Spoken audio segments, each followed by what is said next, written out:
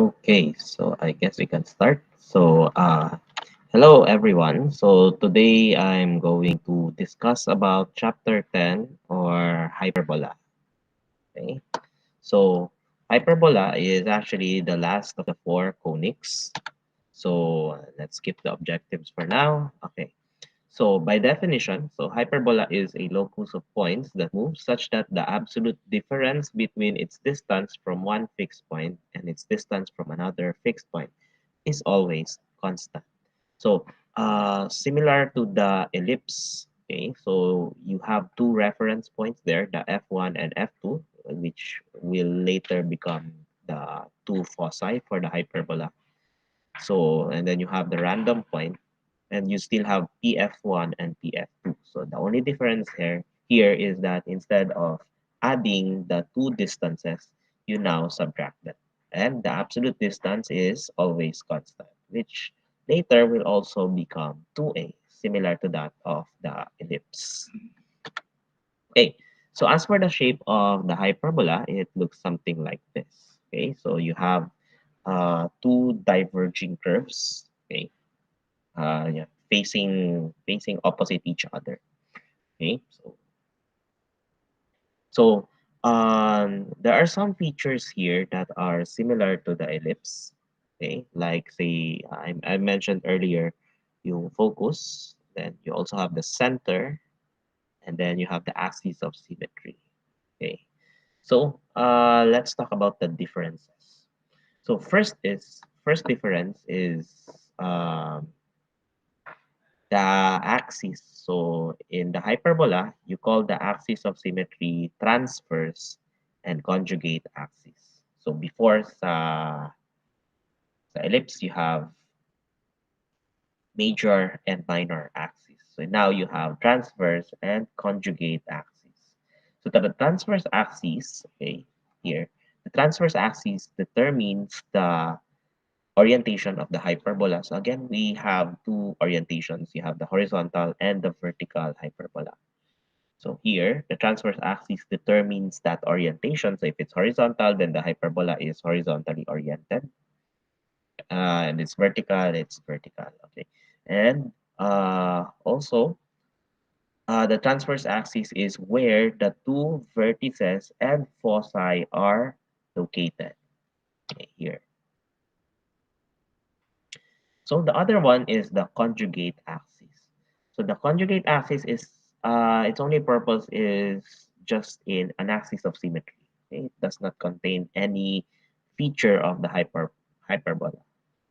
Although uh, conjugate axis or the value of b, okay, you can see the b there, k plus b and k minus b, actually determines the rectangle, okay, rectangle on the center, okay, from which you will draw our asymptotes later. So one difference between the ellipse and the hyperbola, or the unique feature of an hyperbola, is that it contains an asymptote. And the rectangle that you can see on the middle helps us draw that asymptote. Okay, so it's made out of the A and B of the hyperbola. Okay? The same A and B that we see on the ellipse. Okay, so you have to, for the hyperbola, you only have two vertices since the vertices only exist on the transverse axis. So the other 2 points there that I identified on the conjugate axis are not actually vertices. Okay? They're just reference points. So they will help us draw the rectangle in the middle. Okay, so you only the hyperbola only has two vertices, v1 and v2, and its distance from the center is a for each vertices. So total distance between v1 and v2 is 2a. Okay, then you also have the foci. So you have f1 and f2, so that's 2c. So for 2a and 2c, that is still the same 2a and 2c that we know from the ellipse. That's the length of the, this time it's made not major axis, it's transverse axis. Whereas f1 and f2 is still the focal length. Okay. So as for the b, okay, that's its main purpose is for the length of the conjugate axis. axis. So the conjugate axis is still 2b. Okay. Again, although the two points there that are identified on the conjugate axis are not vertices. Okay, they're just reference points. Again, reference points. Okay. So let's talk more about of the parts and features. So of course, similar to the ellipse, you still have the latus rectum or latera recta for plural. Okay, it's still b squared over a, the same b squared over a that we see on the ellipse. So the whole length is 2b squared over a. What I mean earlier is b squared over a up and b squared over a down. Okay, so it's still the perpendicular line at the transverse axis. Okay, drawn at the focus. Okay, so you also have the distance between the rectrices, which is still at 2a squared over c. Okay, the same 2a squared over c. However, the location, since the directrix is always located at the opposite opening of the parabola, or you say that at the back of the hyperbola. Yeah.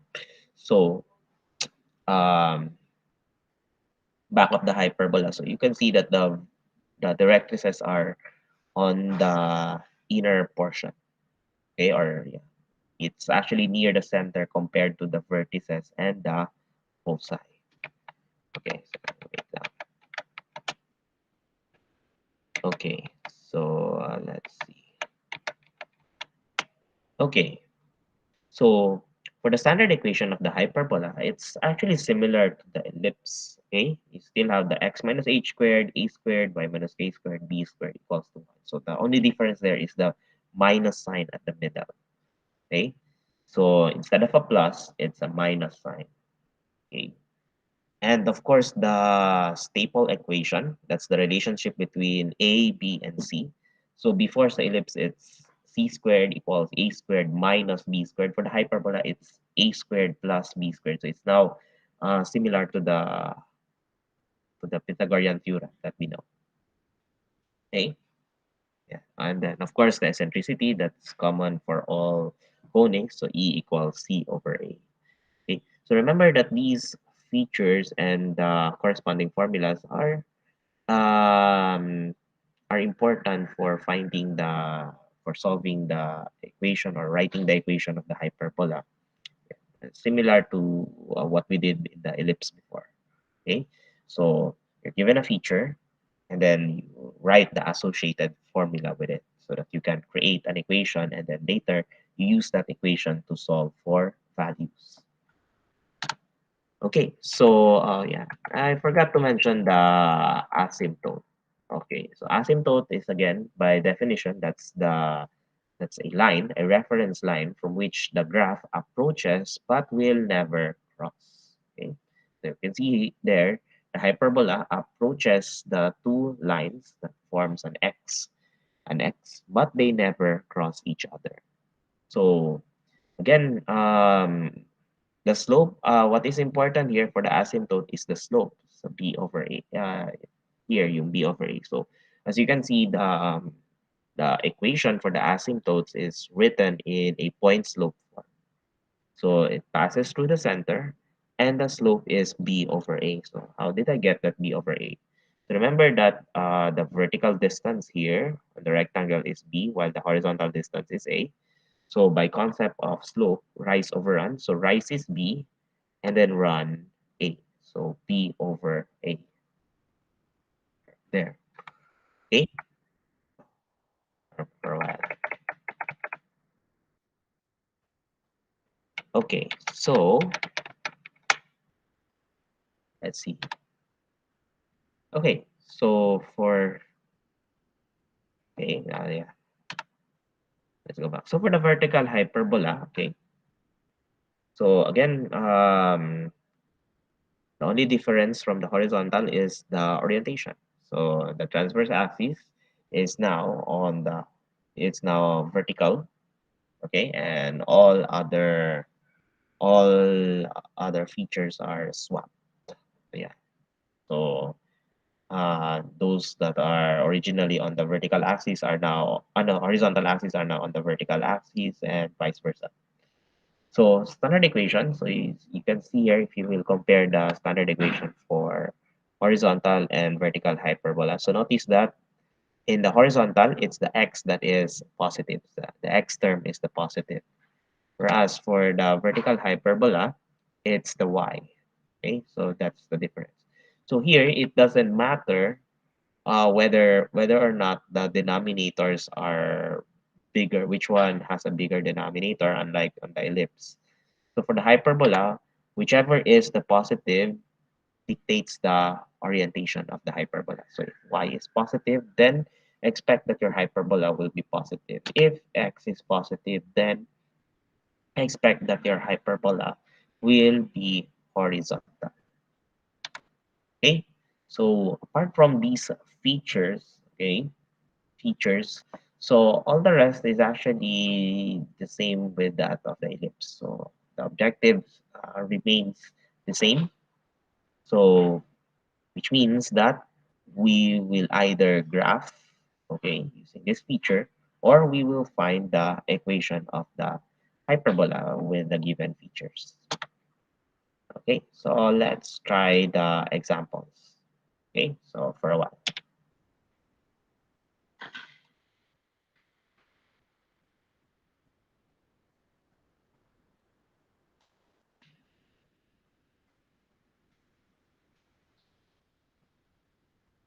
Okay, so we will try to solve some of the examples. Alright, let's wait first.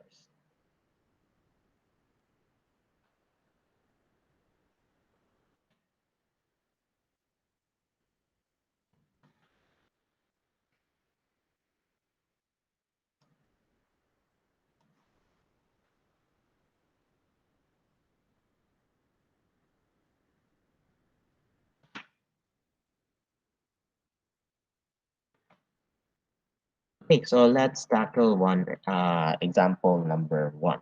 Okay, let's read first. Find the equation of the hyperbola whose center is at 0, 0, conjugate axis on the x-axis, one focus at 0 square root of 13, and one directrix at y equals 9 square root of 13 over 13. Okay, so let's start with the given.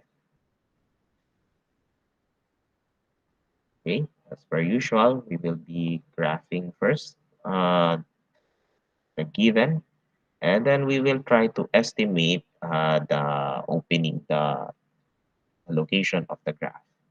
Okay, so let's start with the center 0, 0. So conveniently, it's actually right here. So that makes the x and y axis our axis of symmetry. So it says that conjugate axis is on the x-axis. So you say here is the conjugate axis, which means our transverse axis is on the vertical one. Okay, which means our hyperbola will be vertically oriented on this one. Okay, so one focus is at 0 square root of 13. Okay, so square root of 13, how much is that? Square root of 13. Okay, I'll use my calculator. So that's around 3.6. So 0 square root of 13, now let's see. 1, 2, 3. That's around 3.6. So yeah, it's around 3 and 4. Okay, so one focus according to the problem is somewhere here. And then one directrix is at 9 square root of 13 over 13. So where is that? So 9 square root of 13 over 13. Okay, where would that graph? That's around 2.49 or around 2.5. So it's somewhere here. Yeah, oops. I guess we'll draw the line. Okay, so this is the directrix. Okay, so let's label this one as y equals to 9 square root of 13 over 13. would our hyperbola be located? So our hyperbola, okay, as you can see the vertex, if we review the video earlier. So the vertices of the hyperbola is located between the focus and the directrix. So if we will draw the hyperbola in this situation, we will locate it somewhere in between these two features. Okay, and then from there we will be graphing it in the vertical position. Of course, we'll also locate one on the other side, three, four. Okay, so here is focus and the directrix somewhere here too. Okay. Okay, so yeah, take note.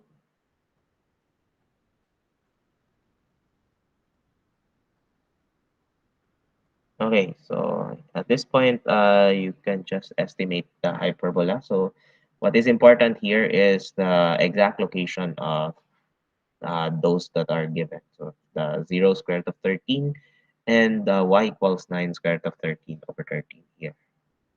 Okay, so here, let's have this one f1. Okay, so that these two are actually the most important one for the graph and then of course the orientation of the hyperbola.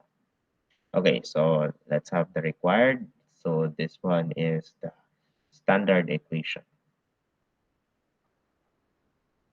Okay, solution. Okay, so again, similar to the ellipse, the first step for our solution is to write down all the necessary equations. So again, you have three unknowns here.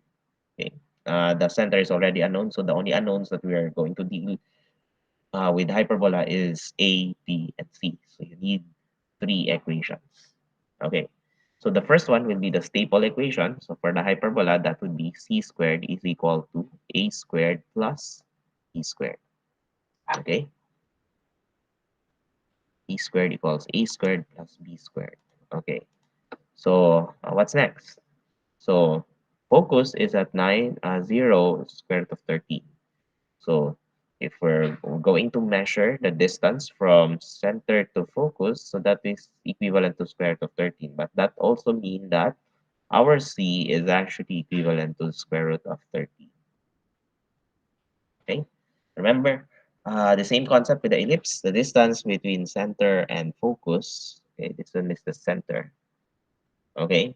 That is actually equivalent to C, yung small c natin. Okay. And then the third one is the directrix. So from center to directrix, that is half the distance between two directrices. So that means that is our a squared over c. So this is 9 square root of 13 over 13. Okay. So this is the three equations that we're going to need in order to solve the problem. Okay. So let's try solving it.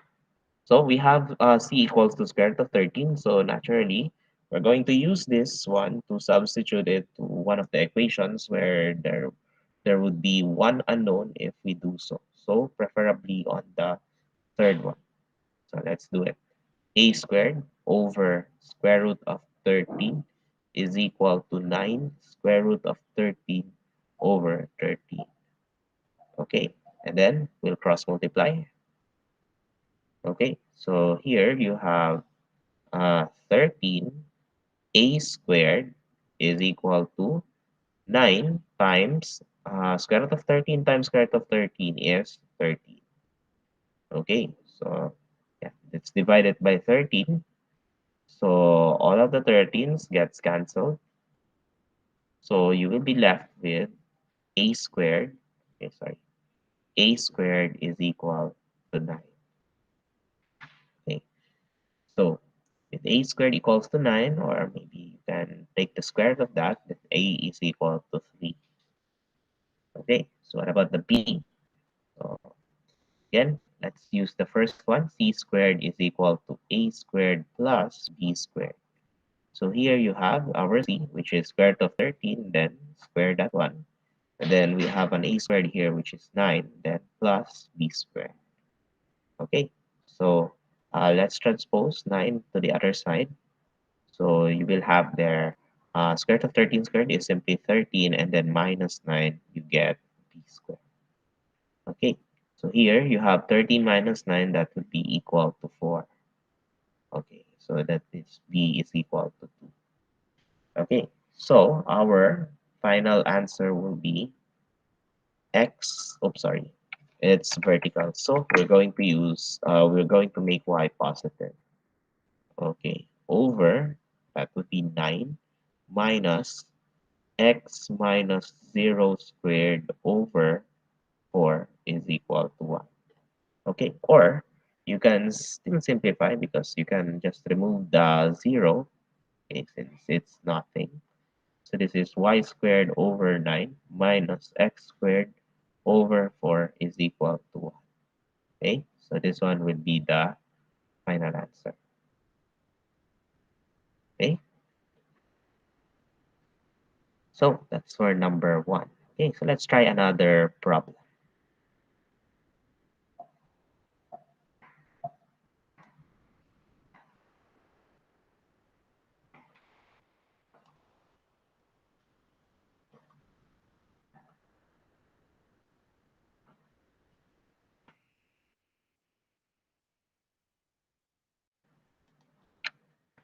Okay, how about this one?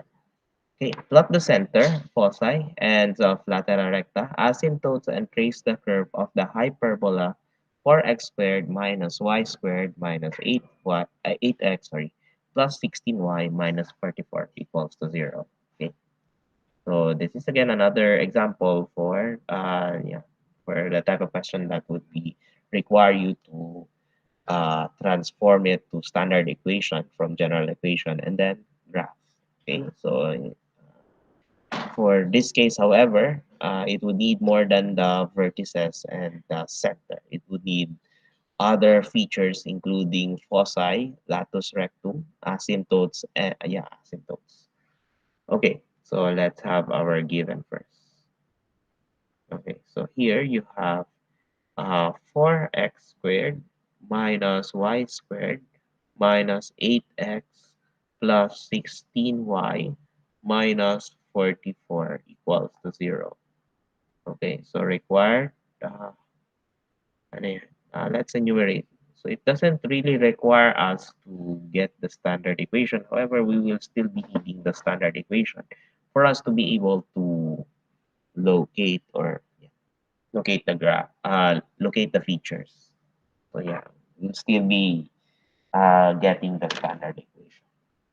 Okay, so here, let's have C, F1, F2, that would be the two foci, ends of lateral recta, that means all four, R2, R3, and R4, okay? And then asymptotes, S1 and S2. Okay, so solution. Okay, so let's start with the general equation. Let's copy first. 4x squared minus y squared minus 8x plus 16y minus 44 equals to 0.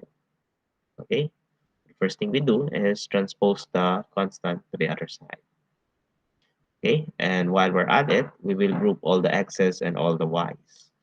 So here you have 4x squared minus 8x and then minus y squared plus 16y equals to 44. Okay, so the next step will be to make sure that the coefficients of x squared and y squared are positive. So whatever is attached to them that is not 1, then we will have to factor it with the two terms. So we will perform factoring by grouping.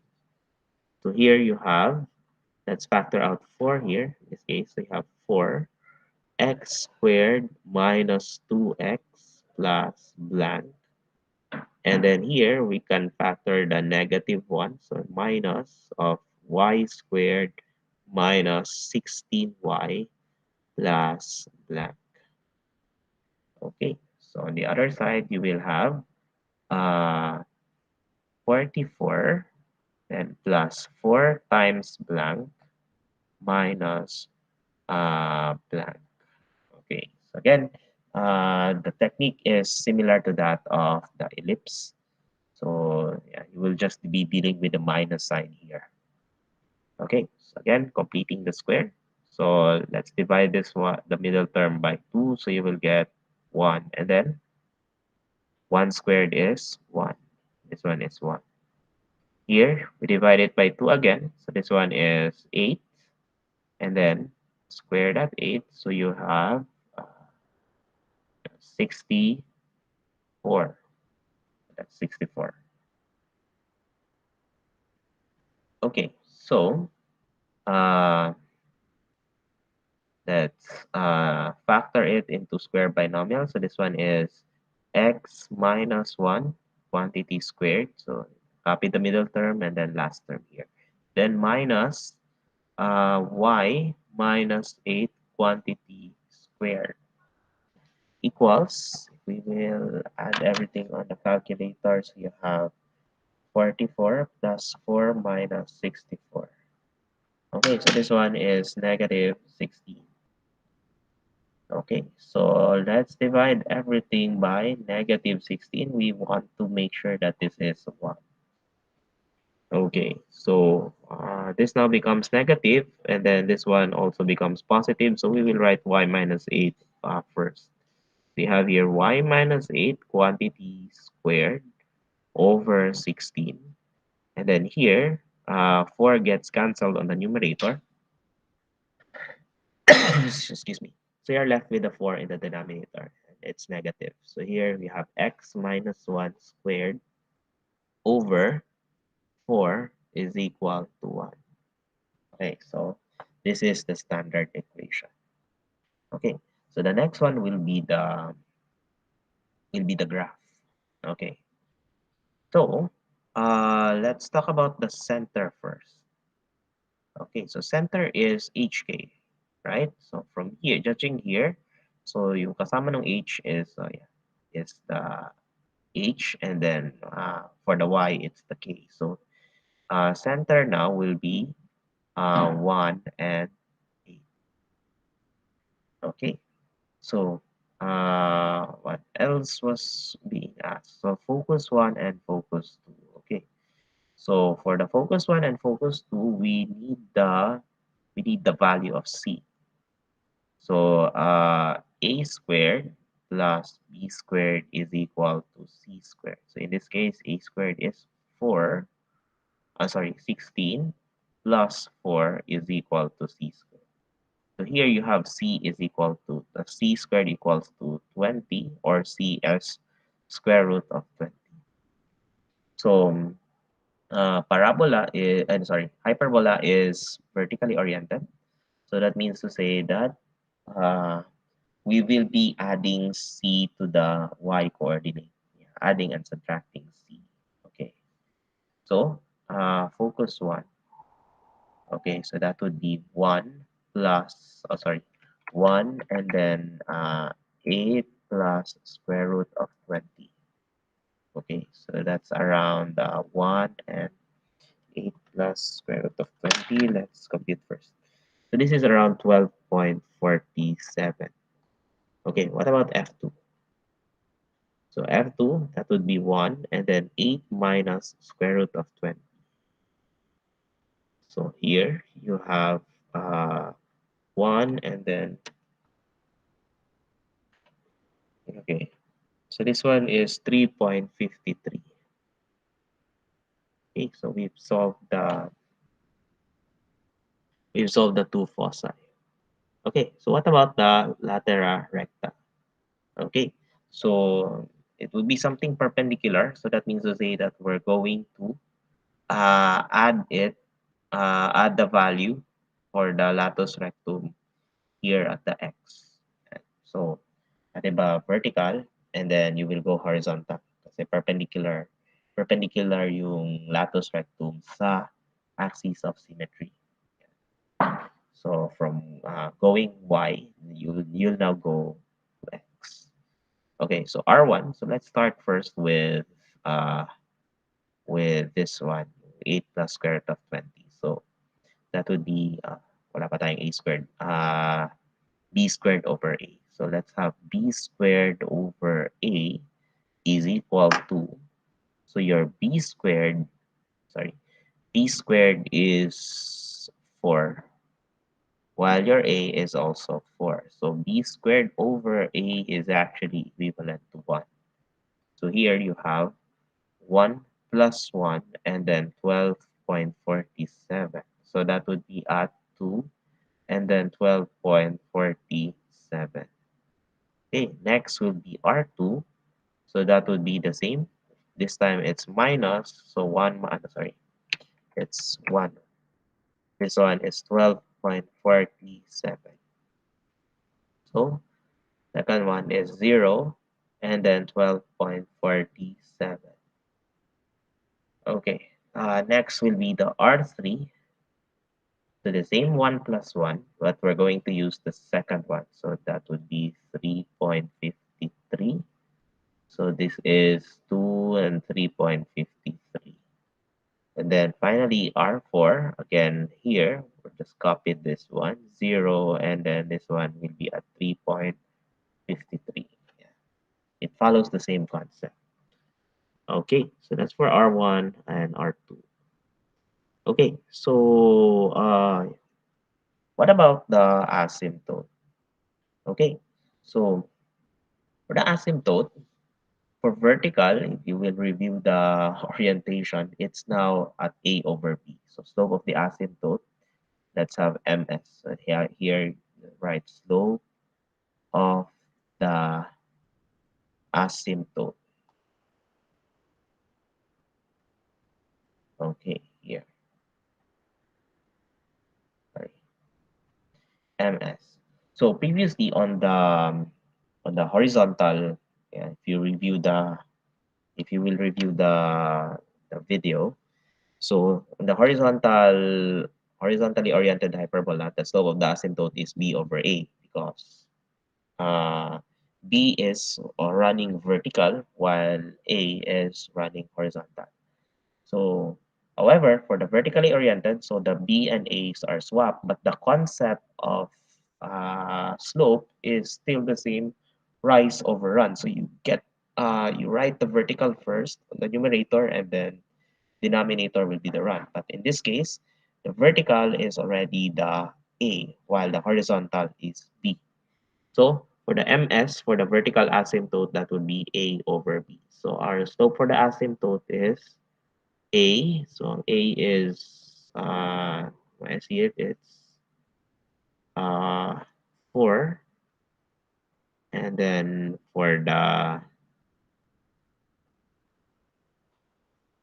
yeah, 4 over 2. So ms is 4 over 2. So this one is equal to 2. Okay. So how do we write the S1?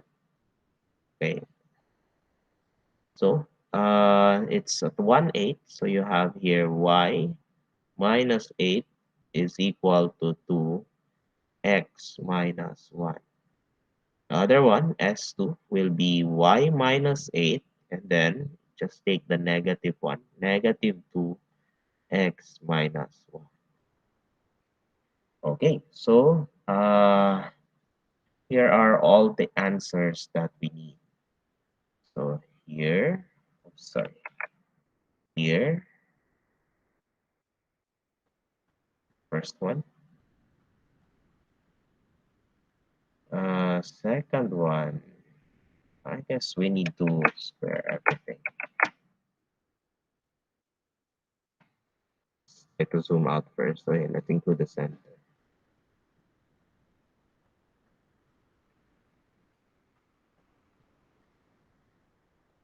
Okay, then we need the graph.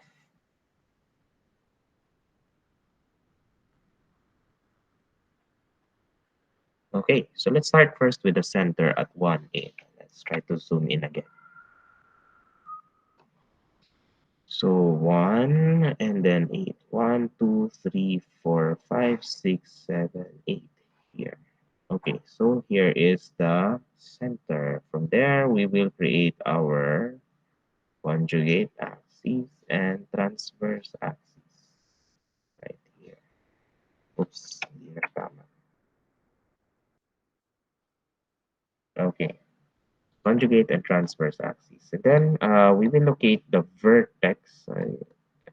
Yeah, wala sinabing vertex, but yeah, it doesn't say vertex, but yeah, if we are going to graph the hyperbola, we will be needing the vertex. So V1, so that would be 1, 1, and then 8 plus, remember our A is equal to 4, so 8 plus 4, so that is 12. So here you have 1 and then 8 minus 4 or 4. So, sorry, this is vertex 2. So, plus A, center plus A, and then center minus A. So here, let's count to 12. 1, 2, 9, 10, 11, and then 12. Okay, so here is the vertex 1, and then vertex 2 will be at 4. Okay, 1, 2, 3, 4. Okay, second vertex will be right here. Okay, so let's try to locate the other points. So focus, here you have 12.47 and 3.53. 12.47, that's almost half. Okay, it's very small. Okay, so it would be better in this case to just draw the asymptote first. So how do you do that? So remember that your B is somewhere, B is equal to 2. So I'll show you how. So for 2, you count 2 units to the right first, and then 2 units to the left. 1, 2. Okay. So notice how these 4 vertices form a rectangle. Okay. So now, the diagonal of this rectangle will be the asymptote. So here I'm going to connect it this one and also this one, this part here. Okay, so that is the asymptote. So it's actually the extended diagonals of the rectangles formed by the A and B. Okay, so what about the directrix and latus rectum? Okay, so no, sorry, focus. Let's start with the focus first. So 12.47 is somewhere here. Okay, let's locate it with the blue mark. Okay, it's very small actually. 3.53, it's between 4 and 3, so it should be somewhere here. And then what about the latus rectum? So latus rectum is given at 2 and 0. Okay, so 2. It alternates between 2 and then 0. Okay, 2 and 0. Okay, so let's locate the latus rectum somewhere there. So yeah, 2 a 0, that would be 0. This one would be 2. So symmetrically, this one is 2 and this one is yeah, 0 pala. Wait. Okay, 0. So all you need to do is make the parabola pass through there and then try to approach the horizontal asymptote. Sorry, the asymptote. Okay, and then here, the other side, you do the same. Make sure that the hyperbola passes through the latus rectum and then finally make it approach to the asymptote. Okay, so grab it here and grab it. Okay, so I guess that would be the final answer. Okay, according to the instruction, plot the center, foci, lateral recta, okay, asymptotes. So we didn't miss anything. S1 and S2. Okay, you might want to locate the points. Yeah, it's very small. So here you have here let's have S1, S2. This one is F1, F2, F3, F4.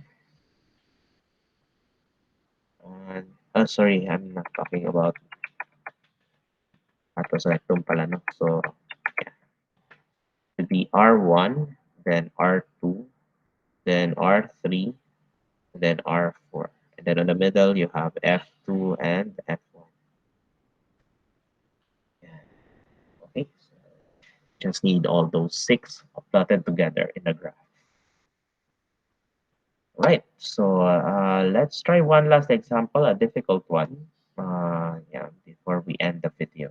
Okay. So I hope that you can manage to answer the remaining questions for your PAA.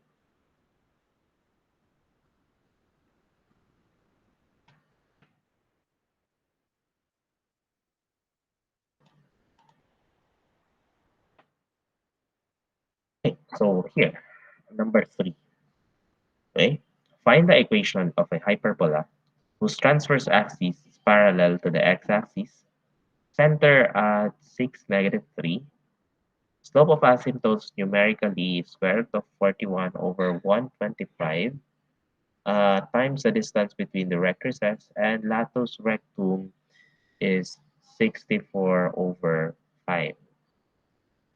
Okay, so let's graph this one first. Okay, so again at this point,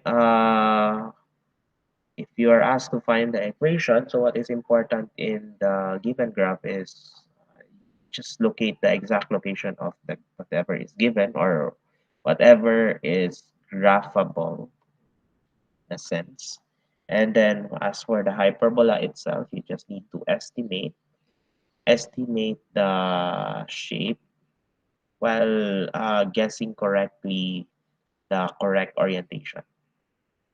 So let's have first our x and y axis. So here you have 6, 1, 2, 3, 4, 5, 6. Let's locate the center first and then -3. Okay, so this one will be the center. Okay, so we'll draw the axis of symmetry. Okay, sorry. Now, according to the problem, okay, transverse axis is parallel to the x-axis. So here you have the transverse axis. So that means to say for number three, the uh, hyperbola is what you call it, horizontal. Okay, so here you have slope of asymptotes numerically square root of 41 over 125 times the distance between the recurses. Okay, so here we don't have the distance between the recurses, so we can't actually graph it, although we have the center. So if we just have the distance between the recurses, we can actually locate the recurses themselves. But in this case, we can't. So just a list of equation will do. Okay. Yeah. So and then list of equation or maybe leave it as it is. Okay. So and then latus rectum is 64 over 5. Again, this is another feature that we cannot graph because in order for us to graph the latus rectum, we need the focus because that is where we will be graphing our latus rectum. So again, in this case, we don't have the location of the focus. So yeah, we can't graph these last two information. So for our graph, we can only locate the center and the transverse axis. So our hyperbola is estimated to be right here. Okay, so estimate lang. So this is the best estimate that we have. So at least we are able to ascertain that the hyperbola is horizontally oriented and its center is at 6, -3.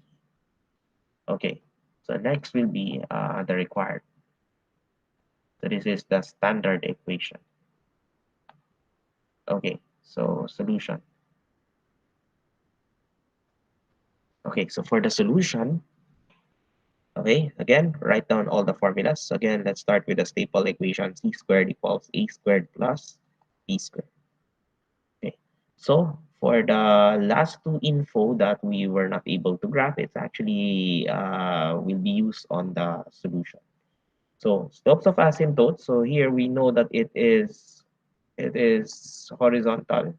So we will use the formula for the slopes of the asymptotes in the horizontally oriented hyperbola. So in that case, that would be b over a.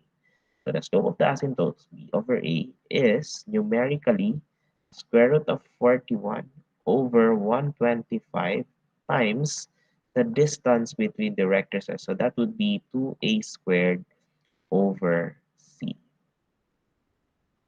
Okay, so that's the second equation. Now, the latus rectum is 64 over 5. So that means this is 2b squared over a is equal to 64 over 5.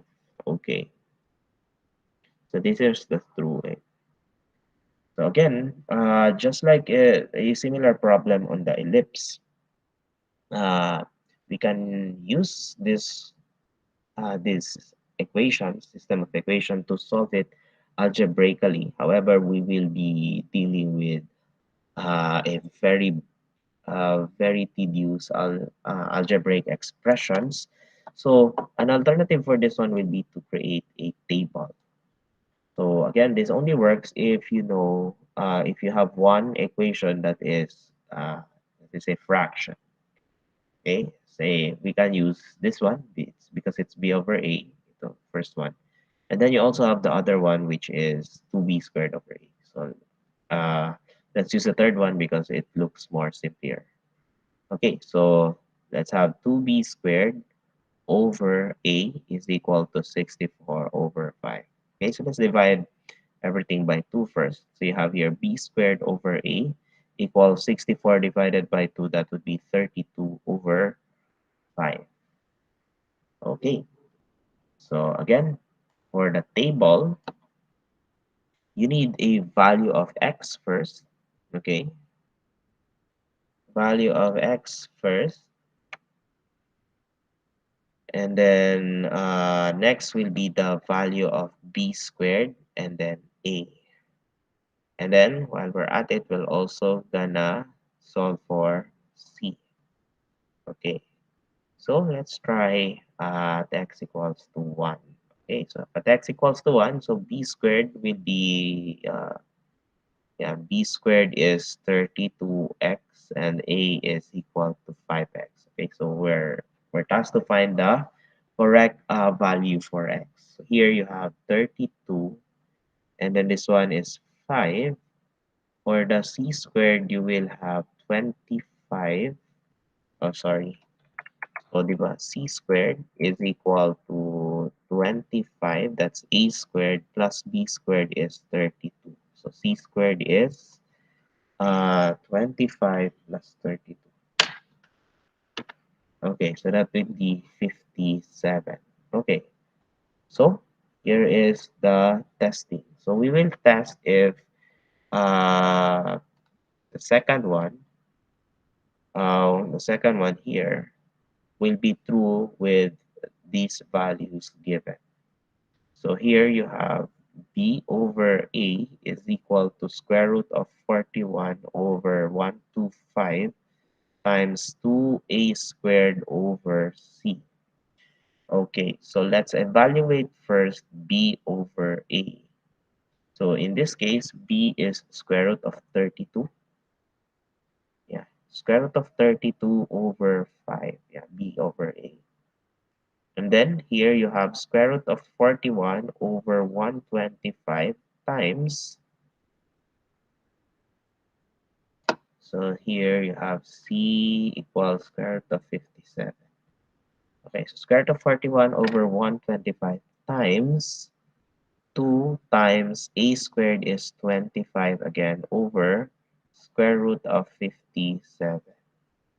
Okay, so we can solve this one algebraically, but to make things even more easier, we will be using our calculator. So here you have square root of 32 divided by 5. So this is approximately 1.13. Okay. So next will be square root of 41 over 125 times 2 times 25 all over square root of 57. Okay. So this one gives us 0.34. So clearly they are not equal. So that means to say that x is not equal to 1. Okay, so that means to say that we're going to look again at 2. Okay, so Let's try this time at 2. So you have 32 times 2, you have 64, and then this one is 10. So as for the C, so that is square root of 64 plus 100. Yeah. 64 over 100. That's A squared plus 64 plus 100, sorry. So square root of 64 plus 100, that's 2 square root of 41. Okay, so let's try B over A. So B is 8 over A is square root of 10 is equal to square root of 41 over 125 times 2 A squared. So 2A squared is 100 over ang C is 2 square root of 41. Okay.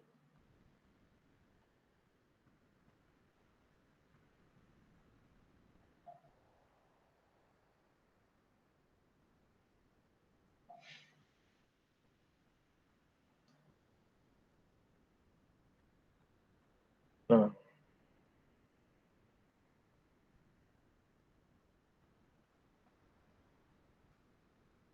hmm.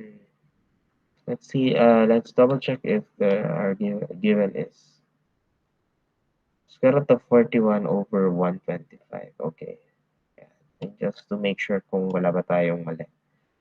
Okay. So here is b squared a.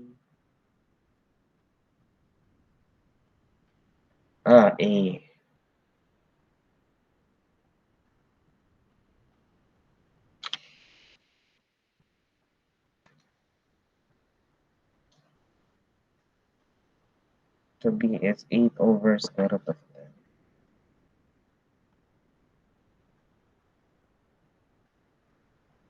So this one is let's see.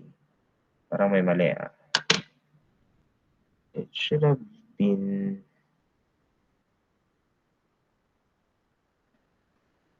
hmm.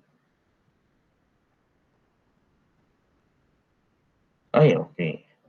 Yeah. A is already 10, sorry. So they should have been just 10, square root of 10. Yeah, I was wondering kasi wala nang makancel yung mga square root dito, so there shouldn't be any square. Anyway, so yeah, correction, it's 8 over 10. So here you have 8 over 10. As you can see here, B over A. So your B here is equal to 8. So 8 divided by 10, so that is 0.8. Okay, equals here, if you evaluate this one, so that's square root of 41 over 125 times 2 times 100 over 2 square root of 41. Okay, so this one gives also 0.8. So as you can see, this is the correct combination. So, therefore, A is equal to 10 and B is equal to 8. Okay, so time to formulate the standard equation. Okay, so standard equation, we know the center is a 6, negative 3, and it's horizontally oriented. So we'll make x positive. So x minus 6 over a squared is 100. So that's squared. Minus y plus 3 squared over 64 is equal to 1. Okay, so this is the final answer. Okay, so yeah. So I hope that you were able to follow the table. So just replay the video or if you want to review. Okay. Anyway, if you don't like the table, then you're always welcome to use the substitution method for solving system of equations. Okay. So again, just be prepared to solve quadratic equations or something even higher. So yeah. Okay. So I hope that you learned something for today. So this will be the end of the video. So if you have questions, just feel free to ask me in the classroom. Okay, so that would be all, and thank you. Bye bye.